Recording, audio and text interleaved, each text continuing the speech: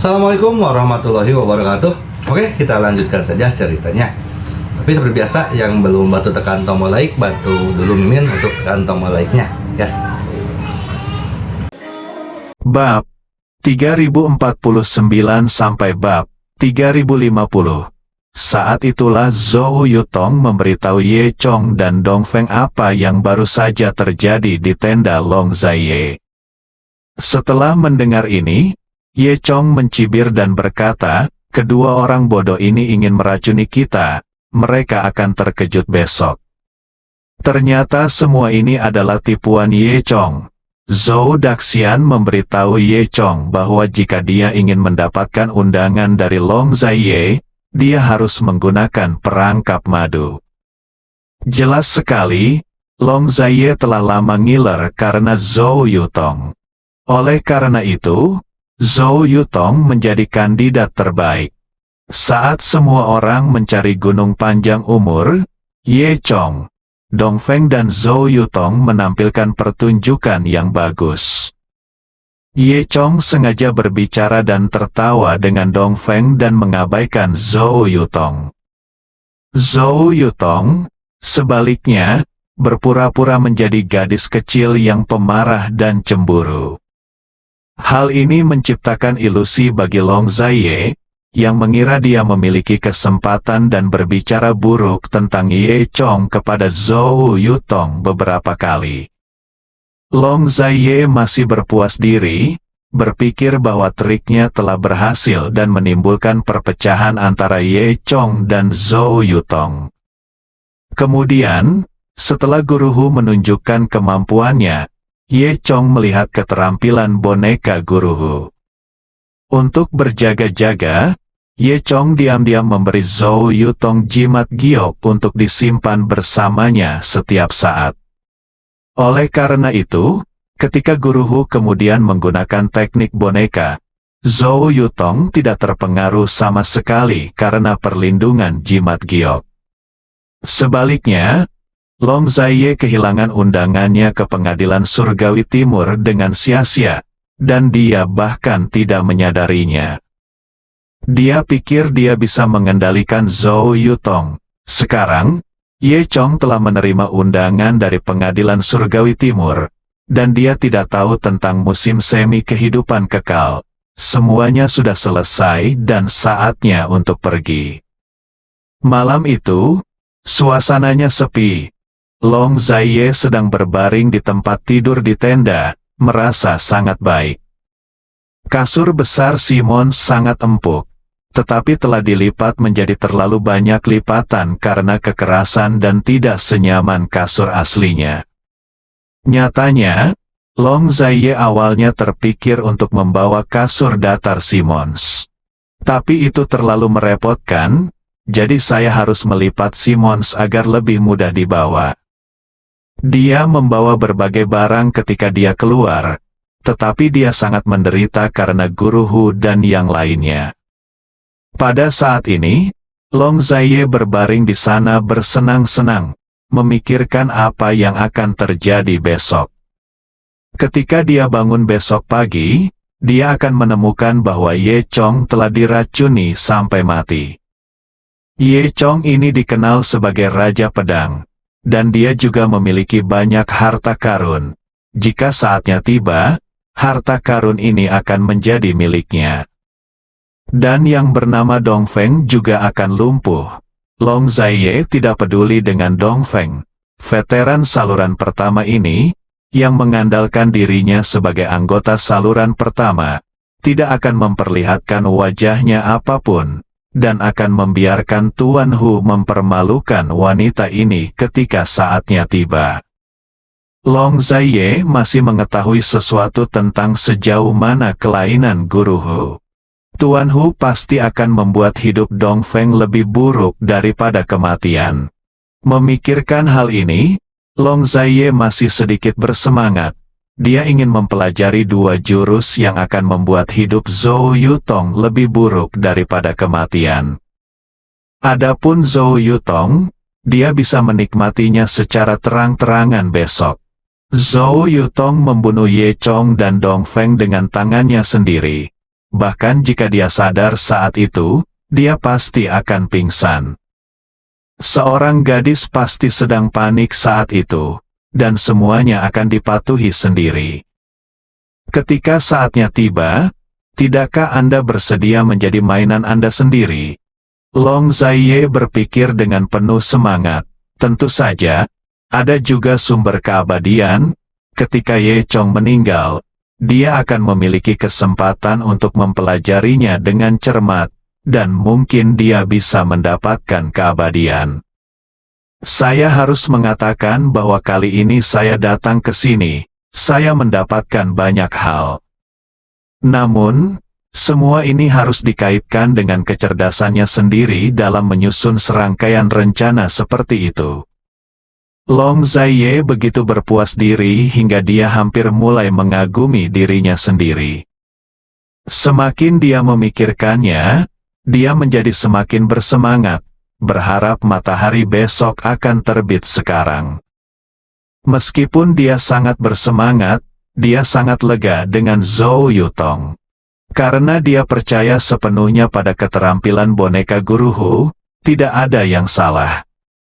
Dia percaya bahwa Zhou Yutong tidak akan pernah memberontak, dan undangannya akan aman jika diserahkan kepada Zhou Yutong. Apapun yang terjadi, aku akan menerima undangannya kembali besok pagi, pikir Long Zaiye, lalu berbalik dan pergi tidur. Long Zaiye tidak tahu kapan dia tertidur, tapi dia merasa tidak nyaman malam ini. Dia mengalami serangkaian mimpi, di mana dia bermimpi bahwa Ye Chong dibunuh olehnya, dan bahwa dia menggantikan Ye Chong dan menjadi dewa dunia seni bela diri Tiongkok. Seluruh dunia seni bela diri Tiongkok menyerah, tetapi dia memandang rendah orang-orang ini sama sekali. Karena dia akan segera menjadi anggota surga timur. Selain itu, Long Zaiye sebenarnya memiliki mimpi seperti itu, di mana Zhou Yutong membiarkan dia melakukan apapun yang dia inginkan, membuatnya merasa panas di sekujur tubuhnya. Sebagai seorang kultivator, Long Zaiye jarang memiliki pikiran yang mengganggu dalam pikirannya, jadi jarang sekali dia mengalami mimpi seperti itu. Apalagi dalam mimpinya, Long Zaiye selalu mendengar suara Sisi Shuai yang membuatnya sedikit gelisah. Tepat ketika Long Zaiye belum bangun, pintu tendanya tiba-tiba terbuka, dan sinar matahari keemasan bersinar dari luar, menerpa wajah Long Zaiye. Tuan Panjang, suara Tuan Hu datang dari pintu. Long Zaiye tiba-tiba membuka matanya. Hah, ini Fajar. Bajingan itu telah diracuni sampai mati, kan? Zhou Yutong, wanita jalang kecil ini, masih menunggu bantuanku, kan? Hahaha, Long Zaiye bangkit dari tempat tidur dengan penuh semangat setelah melompat ke bawah. Saya segera menemukan bahwa wajah Guru Hu tampak sedikit jelek. Ada apa? Long Zai tiba-tiba merasa marah dan punya firasat buruk. Master Hu berkata, Tuan Long, ini buruk, semua orang pergi. Apa? Long Zaiye segera bergegas keluar dari pintu dan berlari ke tempat tenda Ye Chong dan Dong Feng berada. Walaupun tendanya masih ada, apakah sekarang ada orang di dalam tenda? Ye Chong tidak ada di sini, Dong Feng tidak ada di sini, dan Zhou Yutong juga tidak ada di sini. Di mana orangnya? Bagaimana ini bisa terjadi? Long Zaiye benar-benar bingung. Di mana tubuh Ye Chong? Di mana Dong Feng yang lumpuh? Bagaimana dengan Zhou Yutong yang menjadi boneka? Kenapa tidak ada siapa-siapa? Tuan Hu berada di samping, sama terkejutnya. Kedua pria Long Zaiye bersembunyi jauh. Gemetar saat mereka melihat ke arah Long Zaiye yang marah. Apa yang terjadi? Long Zaiye berkata dengan marah. Dia membuka tenda, dan di dalamnya sudah kosong. Rupanya, Orang tersebut telah memanfaatkan malam kemarin dan pergi. Long Zaiye tiba-tiba teringat suara Kiki Sulushua, yang didengarnya dalam tidurnya tadi malam. Itulah suara pelarian mereka. Meski faktanya ada di depan matanya, Long Zaiye tetap tidak mau mempercayainya. Bagaimana boneka Guruhu bisa gagal? Bukankah Zhou Yutong menjadi boneka dan terus membohongi dirinya sendiri? Long Zaiye tidak mempercayainya sampai dia melihat sebuah catatan di atas meja. Dia mengambil catatan itu dan menemukan beberapa kata besar tertulis di atasnya. Terima kasih atas undangan Anda ke surga timur. Saya menerimanya. Tanda tangannya berbunyi, Ye Chong. Melihat catatan ini, Long Zaiye akhirnya tahu bahwa dia telah dibodohi. Dia menjadi marah dan merobek catatan itu menjadi beberapa bagian. Kamu bajingan, beraninya kamu berbohong padaku, Long Zaiye berkata dengan marah. Aku bersumpah akan membunuhmu. Raungannya menghancurkan tenda. Bagaimana ini mungkin? Boneka saya tidak pernah gagal. Bagaimana mungkin? Guruhu berkata dengan tidak dapat dijelaskan. Long Zaiye menyipitkan matanya. Dia tidak bodoh. Dia sudah memikirkan semuanya saat ini. Ini pasti salah Ye Chong. Wanita jalang sialan itu adalah kaki tangannya. Mereka berdua telah bertindak sendiri sejak awal. Pelacur kecil Zhou Yutong itu pasti berpura-pura cemburu. Dia juga harus dilindungi oleh Ye Chong. Jadi dia tidak terpengaruh oleh teknik boneka. Dia menerima undangannya dan menyerahkannya kepada Ye Chong itu. Sepasang anjing ini, Long Zaiye mengira rencana rantainya sempurna. Namun pada akhirnya, dia ditipu oleh Ye Chong dan Zhou Yutong.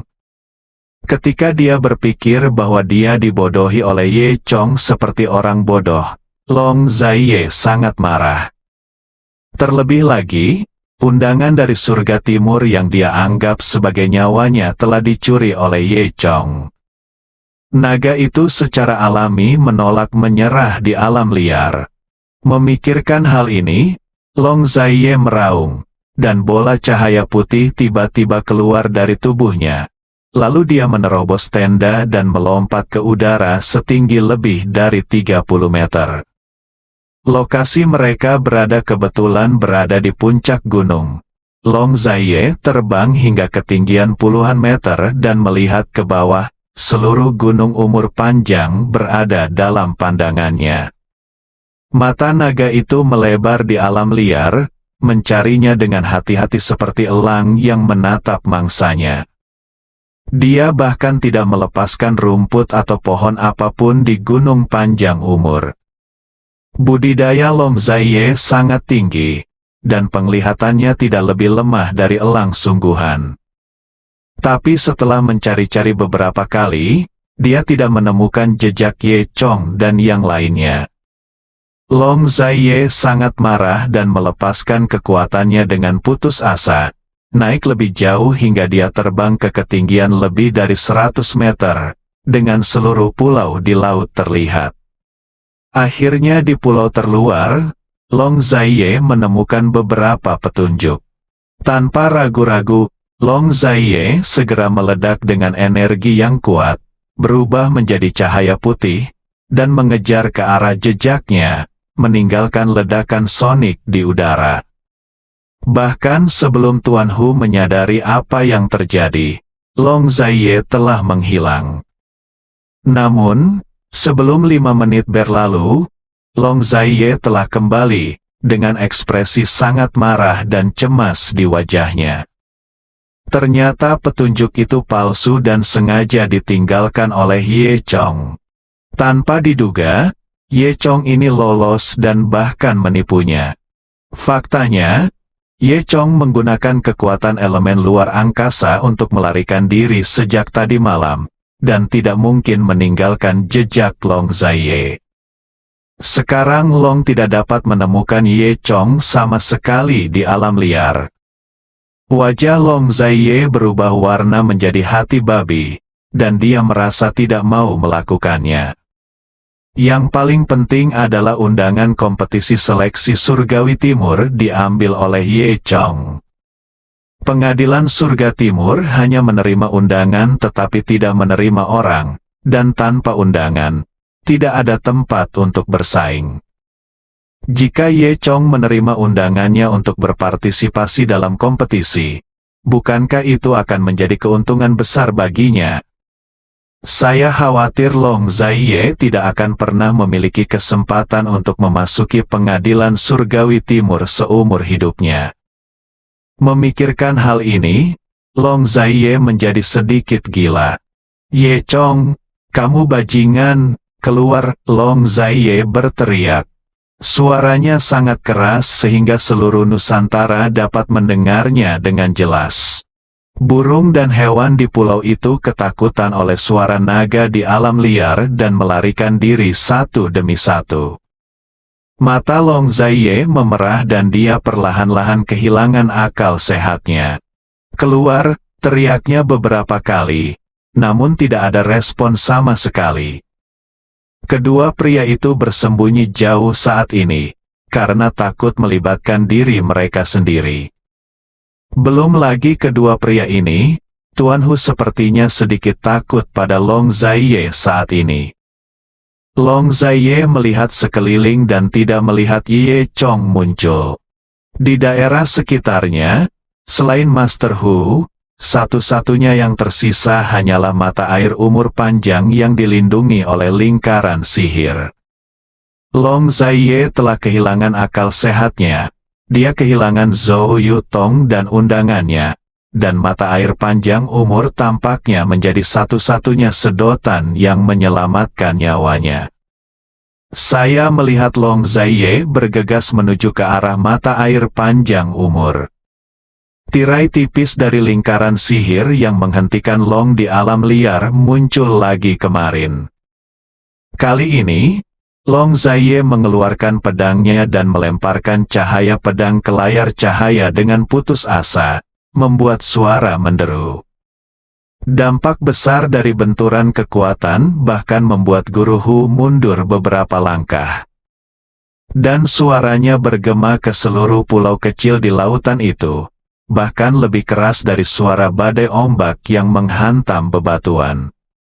Pada saat yang sama, Ye Chong, Dong Feng dan Zhou Yutong, yang sedang beristirahat di suatu tempat di pulau itu, semuanya mendengar suara yang sangat besar. Zhou Yutong sedikit khawatir, bukankah ini gempa bumi? Apakah ada gunung berapi di pulau-pulau ini? Jika gunung berapi meletus, kita akan mati. Jangan khawatir. Adikku, ini naganya. Para idiot di luar sana sedang melampiaskan diri mereka sendiri, kata Dong Feng sambil tersenyum. Ye Chong mengangguk, menyetujui kata-kata Dong Feng, dan duduk santai di sana, minum teh. Faktanya, Ye Chong dan yang lainnya meninggalkan kamp tadi malam, tapi mereka tidak meninggalkan pulau. Ye Chong menggunakan kekuatan elemen luar angkasa untuk menciptakan ruang aman untuk menghindari pencarian Long Zaiye. Seperti kata pepatah, semakin berbahaya suatu tempat, semakin aman. Long Zaiye tidak akan pernah mengira bahwa Ye Chong dan yang lainnya masih berada di dekatnya. Oleh karena itu, jika naga yang lelah itu ada di alam liar, pasti tidak akan ada jejak Ye Chong dan yang lainnya. Tapi Long Zaiye sudah menjadi gila saat ini, dengan panik menyerang tirai cahaya perak dari lingkaran sihir. Di bawah berkah gila, Long Zaiye akhirnya membuka celah di tirai cahaya perak dengan kekuatan kasarnya. Segera setelah itu, retakan menjadi semakin besar, dan Long Zaiye menyerang dengan seluruh kekuatannya dan akhirnya menghancurkan tirai tipis tersebut. Setelah itu, Long Zaiye bergegas ke lingkaran sihir dan sampai ke sisi mata air umur panjang. Saat ini, Air mancur mata air panjang umur masih mengeluarkan gemericik air. Long Zaiye memandangi mata air dengan mata merah darah. Tidak, Tuan Long, meskipun mata air ini dapat memberi Anda kekuatan tak terbatas, harga yang Anda bayar terlalu tinggi. Pada saat ini, Tuan Hu segera menasihati. Harus dikatakan bahwa Tuan Hu ini cukup tulus. Dalam keadaan seperti itu, dia berani berbicara untuk menghentikan Long Zaiye. Tapi Long Zaiye benar-benar gila dan mengabaikan Guru Hu sama sekali. Yang dia inginkan sekarang hanyalah energi tanpa akhir, dan kemudian dia dapat menemukan Ye Chong dan membunuh bajingan ini. Memikirkan hal ini, Long Zaiye tidak ragu-ragu, berjongkok, membuat mangkuk dengan tangannya, mengambil segenggam mata air, dan meminum semuanya. Tuan Muda Panjang, jangan lakukan itu, Tuan Hu menasihati. Namun, semuanya sudah terlambat. Long Zaiye meminum air dari mata air kehidupan kekal. Detik berikutnya, dia merasakan sakit yang membakar di tubuhnya, dan mata air seolah membakar jiwanya.